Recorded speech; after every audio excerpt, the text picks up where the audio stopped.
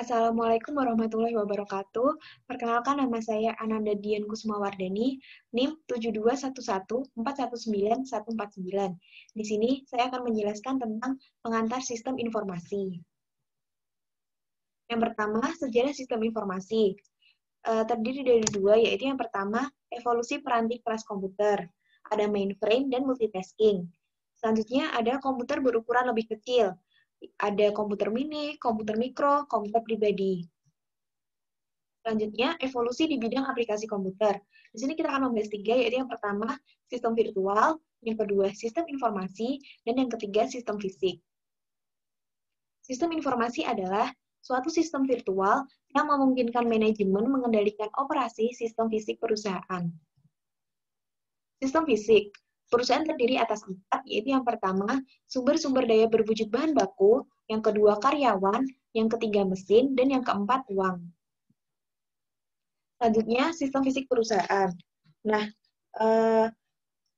pada gambar ini itu menunjukkan sistem fisik sebuah perusahaan yang mengubah sumber daya input menjadi sumber-sumber daya output.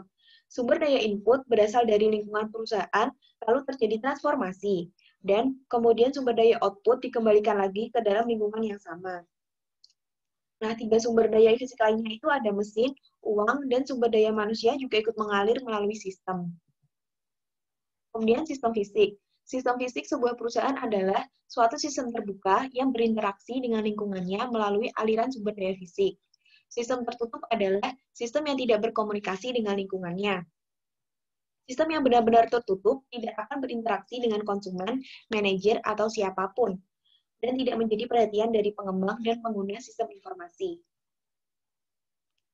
Nah, selanjutnya ada sistem virtual. Perusahaan terdiri atas sumber daya informasi yang digunakan untuk mewakili sistem fisik. Sebagai contoh, sebuah ruang penyimpanan persediaan yang menyimpan barang-barang persediaan merupakan sistem fisik. Dan file induk persediaan berbasis komputer adalah suatu sistem virtual yang mencerminkan sistem fisik. Selanjutnya yaitu sistem pemrosesan transaksi. Data terdiri atas fakta dan angka yang biasanya tidak bermanfaat karena volumenya yang besar dan sifatnya yang masih belum diolah. Kemudian informasi adalah data hasil pemrosesan yang memiliki makna, biasanya menceritakan suatu hal yang belum diketahui kepada pengguna. Yang terakhir, sistem pemrosesan transaksi itu sendiri adalah berbagi satu ikatan yang sama, di mana mereka memproses data yang mencerminkan aktivitas perusahaan. Nah, ini adalah sebuah model dari sistem pemrosesan transaksi. Input, transformasi, dan output dari sistem fisik perusahaan berada di bagian bawah. Data dikumpulkan dari semua sistem fisik dan lingkungan lalu dimasukkan ke dalam basis data. Peranti lunak pemrosesan data mengubah data menjadi informasi bagi manajemen perusahaan dan bagi individu-individu dan organisasi-organisasi di lingkungan perusahaan. Selanjutnya ada sistem informasi manajemen atau SIM. Adalah suatu sistem berbasis komputer yang membuat informasi tersedia bagi para pengguna yang memiliki kebutuhan serupa. SIM akan menghasilkan informasi ini melalui penggunaan dua jenis peranti lunak. Yang pertama, peranti lunak pembuatan laporan, yaitu menghasilkan laporan berkala maupun khusus. Laporan berkala dikodekan dalam suatu bahasa program dan disiapkan sesuai jadwal tertentu. Laporan khusus, yang sering disebut pula laporan ad hoc, dibuat sebagai tanggapan atas kebutuhan informasi yang tidak diantisipasi sebelumnya. Yang kedua yaitu model matematis, menghasilkan informasi sebagai hasil dari suatu simulasi atas operasi perusahaan. Model-model matematis yang menggambarkan operasi perusahaan dapat ditulis menggunakan semua jenis bahasa pemrograman. Akan tetapi, bahasa-bahasa pemodelan khusus dapat menjadikan tugas ini menjadi lebih mudah dan lebih cepat untuk dilakukan. Ini itu adalah model sistem informasi manajemen. Selain itu, baik data maupun informasi dimasukkan dari lingkungan. Lingkungan menjadi terlibat ketika perusahaan berinteraksi dengan organisasi-organisasi lain seperti pemasok untuk membentuk suatu sistem informasi antar organisasi atau IOS. Dalam kasus seperti ini, tim akan memasok informasi ke anggota-anggota IOS yang lain sekaligus juga kepada para pengguna perusahaan. Selanjutnya, sistem kantor virtual. Otomatisasi kantor yaitu penggunaan elektronik untuk memfasilitasi komunikasi. Sistem produktivitas pribadi, yaitu menggunakan teknologi untuk melakukan pengelolaan sendiri atas sebagian tugas-tugas administratif yang tadinya membantu manajer di tahun 1960-an seperti kalender dan buku alamat. Kemudian kantor virtual, yaitu melakukan aktivitas kantor tanpa tergantung pada satu lokasi fisik tertentu. Kemudian yaitu sistem pendukung pengambilan keputusan. Adalah suatu sistem yang membantu seorang manajer atau sekelompok kecil manajer memecahkan satu masalah. Groupware, kemampuan dukungan keputusan kelompok melalui peranti lunak yang berorientasi pada kelompok.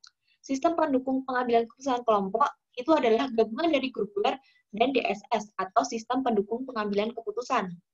Kecerdasan buatan, ilmu yang memberikan kemampuan bagi komputer untuk menunjukkan perilaku yang sama dengan seseorang yang memiliki kecerdasan.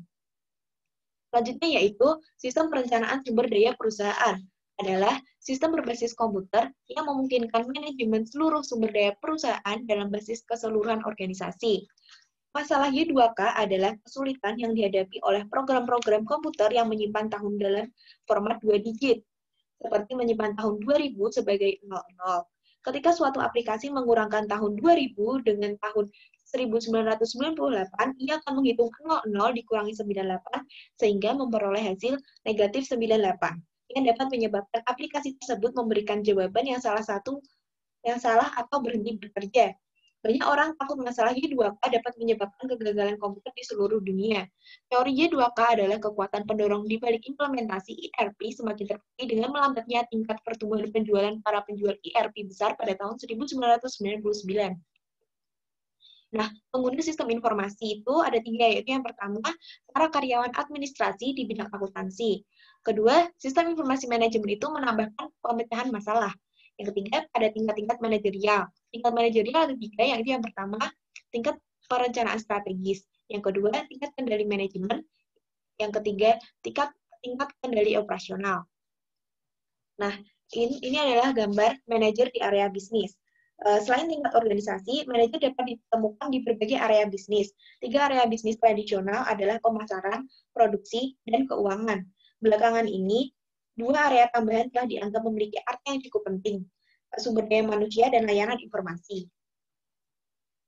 Selanjutnya yaitu ada fungsi-fungsi manajemen. Ada 4, bisa disingkat POAC, POAC, yaitu yang planning, organizing, actuating, atau directing, controlling. Nah, itu ada peranan manajerial Mintzberg. Ada 3, yaitu yang pertama, peranan interpersonal terdiri dari figur pimpinan, pemimpin, dan hubungan.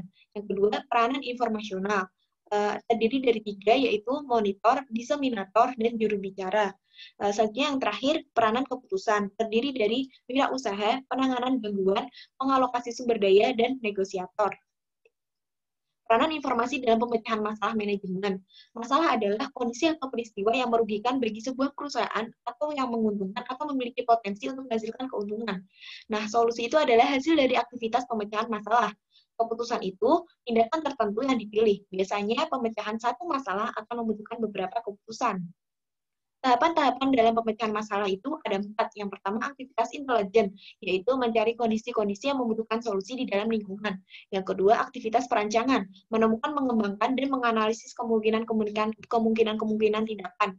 Yang ketiga, yaitu aktivitas pemilihan, memilih satu tindakan tertentu dari berbagai tindakan yang tersedia. Yang terakhir, aktivitas peninjauan, menilai pilihan-pilihan masa lalu. Nah, selanjutnya ada masa depan teknologi informasi, yaitu penurunan biaya dan penambahan daya, baik dari komputer dan komunikasi. Selanjutnya, komputer dan komunikasi sedang mengalami penggabungan, contoh ponsel browser.